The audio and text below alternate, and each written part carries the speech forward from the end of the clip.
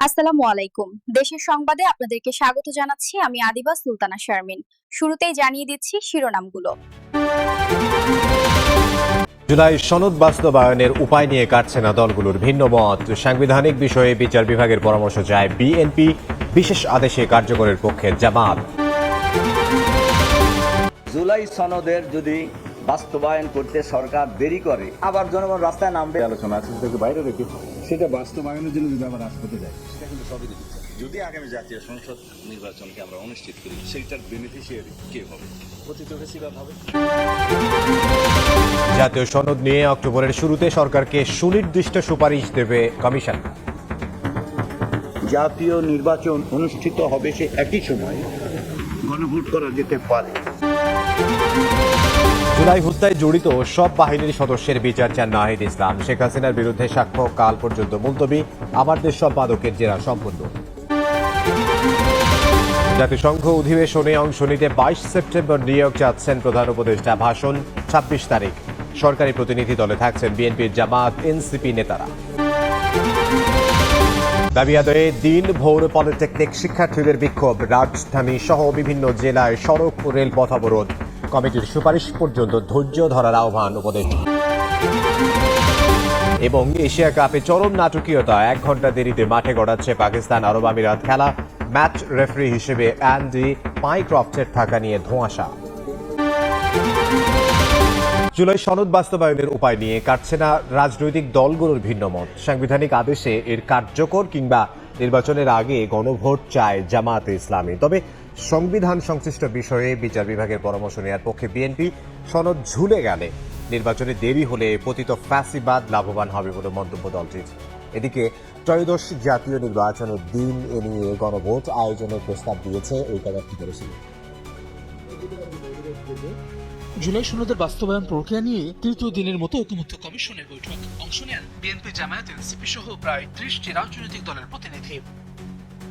বৈঠকে সাংবিধানিক আদেশের মাধ্যমে জুলাই সনদের আইনি বৈধতা এবং ত্রয়োদশ জাতীয় সংসদ নির্বাচনের দিন একই সঙ্গে গণভোট আয়োজনের প্রস্তাব দেয় কমিশন। সহসভাপতি অধ্যাপক আলী রিয়াজ জানান, অক্টোবরের শুরু নাগাদ চূড়ান্ত প্রস্তাবনা নিয়ে আবারও বৈঠকে বসবে কমিশন। পরবর্তী জাতীয় নির্বাচন অনুষ্ঠিত হবে সে একই সময় গণভোট করা যেতে পারে। গণভোটের মধ্য দিয়ে যখন জনগণের সম্মতি পাওয়া যাবে তখন থেকে এটাকে ভ্যালিডেটেড বলে মনে করা হবে। এই প্রস্তাবটি আমাদেরকে বিশেষজ্ঞ প্যানেল দিয়েছেন, আমরা একটা রাজনৈতিক দলগুলোর কাছে উপস্থাপন করেছি। রাজনৈতিক দলগুলোর উপর দায়িত্ব না দিয়ে ঐকমত্য কমিশনকে দ্রুত সিদ্ধান্ত নেওয়ার আহ্বান জানায় গণ অধিকার পরিষদ। জাতীয় সংসদের আগেই গণভোটের দাবি এবি পার্টির। বিপ্লবী ওয়ার্কার্স পার্টি পরবর্তী সংসদের হাতে বাস্তবায়ন প্রক্রিয়া ন্যস্ত করতে চায়।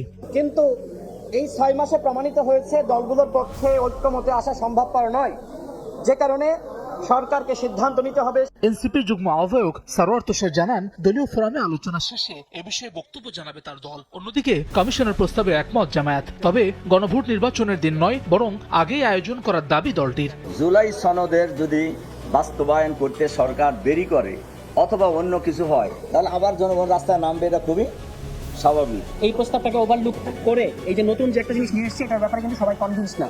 এটার ব্যাপারে আমাদেরকে আরো আলোচনা করতে হবে। ফলে আমাদের পজিশন হচ্ছে গণপরিষদ কাম পার্লামেন্টের যে কথাটা আমরা বলেছি এটাই আমরা আবার পুনর্ব্যক্ত করেছি, এবং বাকি যে নতুন প্রস্তাব আজকে মাত্র আসলে এটা নিয়ে আমরা দলীয় ফোরামে আলোচনা করব। সাংবিধানিক আদেশের পক্ষে নয় বিএনপি। এই আদেশ নিয়ে পরবর্তীতে চ্যালেঞ্জ হতে পারে বলে শঙ্কা দলটির স্থায়ী কমিটির সদস্য সালাহুদ্দিন আহমদের। আইনি ভিত্তির জন্য সুপ্রিম কোর্টের পরামর্শ নেওয়ার প্রস্তাব তার। নির্বাচন নিয়ে অনিশ্চয়তা তৈরি হলে পতিত ফ্যাসিবাদ এবং অসাংবিধানিক শক্তি লাভবান হবে বলেও মন্তব্য করেন তিনি। কে কয়টা জনসভা করলাম, কে কয়টা মিছিল দিলাম, তার উপর ভিত্তি করে কি পিআর নির্ধারিত হবে? সেটার জন্য তো একটা প্রক্রিয়া আলোচনার টেবিলে আসতে হবে। সেই আলোচনার টেবিলে আমরা আছি, সেটা এখনো অব্যাহত আছে। কিন্তু সেটা বাইরে রেখে আমরা যদি এই সংস্কার প্রস্তাবগুলো বাস্তবায়নের জন্য যে আলোচনা আছে সেটাকে বাইরে রেখে সেটা বাস্তবায়নের জন্য যদি আবার রাজপথে যায় সেটা কিন্তু সবই দিচ্ছে।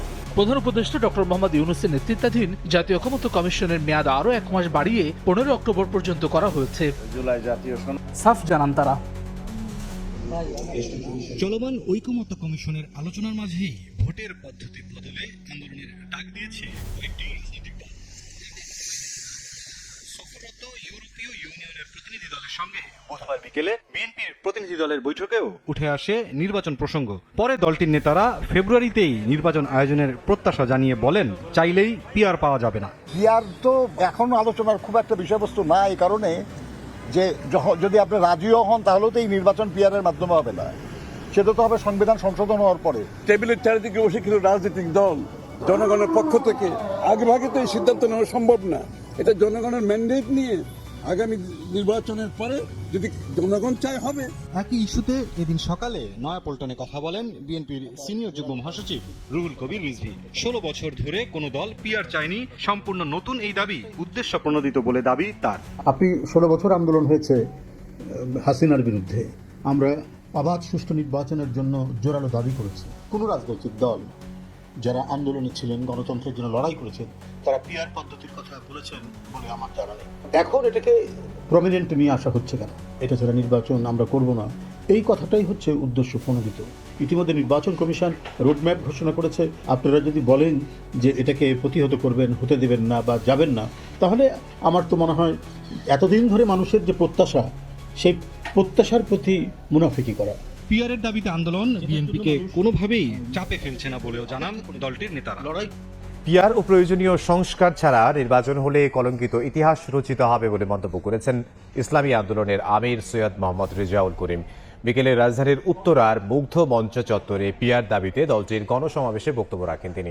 প্রয়োজনে সংস্কার, গণহত্যার বিচার, জুলাই সনদের আইনি ভিত্তি প্রতিষ্ঠা করে আগামী জাতীয় নির্বাচন পিআর পদ্ধতিতে হতে হবে বলে জানান আমির।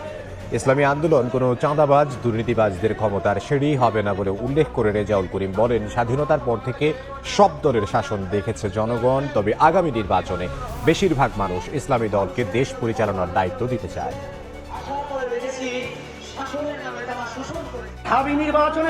যাবি নির্বাচনে সেখানে কিন্তু যারা ক্ষমতালোভী তাদেরকে লজ্জাজনকভাবে কলঙ্কিত করে বাংলাদেশের সিংহভাগ উদীয়মান মেধাবী ছেলে মেয়েরা তাদেরকে শিক্ষা দিয়েছে। যারা খুন করছে এদের বিচার দৃশ্যমান না হওয়া পর্যন্ত এবং জাতীয় নির্বাচন পিআর পদ্ধতিতে না হওয়া পর্যন্ত যদি তারা মন মানসিকতা এইভাবে না তৈরি করে, তাইলে সামনে জাতীয় নির্বাচনেও তাদের এই কলঙ্ক ইতিহাস রচিত হবে।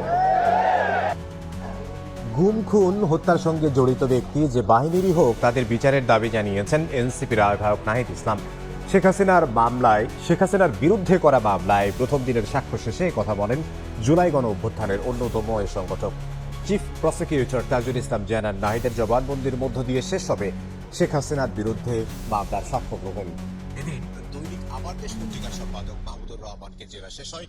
শেখ হাসিনা ও কামালের পক্ষে রাষ্ট্র নিযুক্ত আইনজীবী বলেছেন, আসামিদের নিরপরাধ প্রমাণে আইনি লড়াই করেছেন তিনি, বাকি সিদ্ধান্ত আদালতের।